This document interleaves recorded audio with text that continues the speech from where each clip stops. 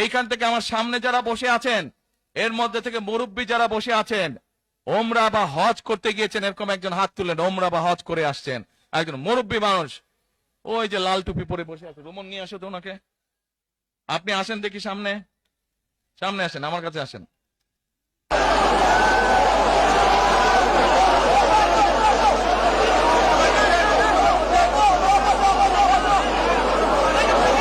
ওই যে চশমা খুলছে, চশমা খুলছে।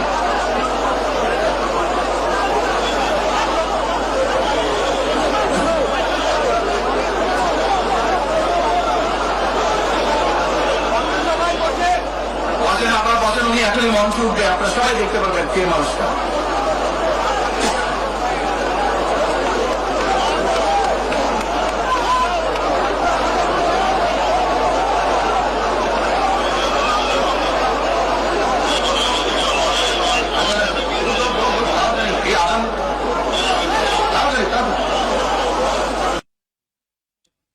কি নাম আপনার? এটিএম হেলাল। ওই এইদিকে বলেন। এটিএম হেলাল। বাড়ি কই? সুনামগঞ্জ। বাড়ি সুনামগঞ্জ। সুনামগঞ্জ কোথায়? শান্তিগঞ্জ। এই সুনামগঞ্জের মানুষ আছে এখানে? এই লোক আপনাদের মানুষ?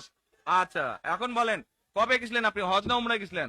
উমরাতে গেছি 16তে, হজে গেছি 17তে। উমরাতে গেছেন 16তে, হজে গেছেন 17। এখন আমাকে বলেন, আপনি তো উমরা হজ করে আসছেন, যে মাইকের সামনে দাঁড়ান, আপনি কাবা শরীফে গেছেন। জি। কাবা শরীফের মালিক কে? আল্লাহ। জোরে বলেন। আল্লাহ। কাবা শরীফের মালিক কে?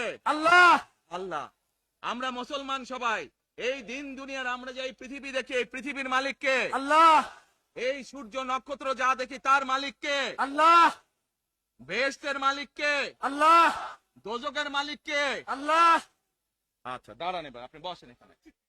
আপনারা সকলেই সাক্ষী দিলেন, দোজখের মালিক আল্লাহ, বেহেশতের মালিক আল্লাহ, এই পৃথিবীর মালিক আল্লাহ, কাবার মালিক আল্লাহ। আরে ভাই, যেটার মালিক আল্লাহ, সেটা কি অন্য কেউ দেওয়ার ক্ষমতা রাখে? রাখে না। তাহলে কি দাঁড়ালো? নির্বাচনের আগেই একটি দল এই দিব ওই দিব বলছে, টিকিট দিব বলছে না? যেটার মালিক মানুষ না, সেইটার কথা যদি সে বলে, এক সেরে কি করা হচ্ছে? হচ্ছে না? যার মালিক আল্লাহ, যার অধিকার শুধু আল্লাহর একমাত্র, সবকিছুর অধিকার উপরে আল্লাহর অধিকার। কাজেই আগেই তো আপনাদেরকে ঠকাচ্ছে, নির্বাচনের ফলে তাহলে কেমন ঠকাবে আপনাদেরকে বোঝেন এবার।